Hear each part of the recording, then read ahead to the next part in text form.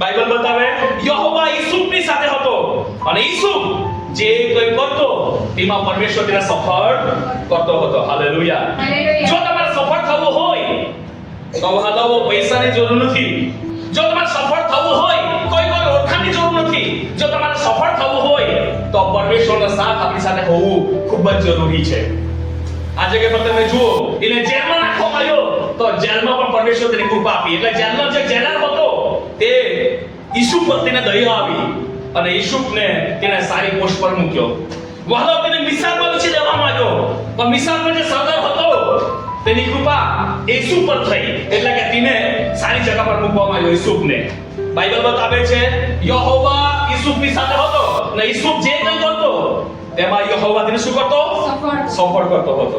એટલે મેં તમને કીધું ઈસુફ જો સફળ થયો હોય પોતાની મહેનતથી કે પોતાની તાકાતથી ને પોતાની એજ્યુકેશનથી નહીં પણ ઈસુફ જો સફળ થયો હોય તો યહોવાનો સાથ તેની સાથે હતો.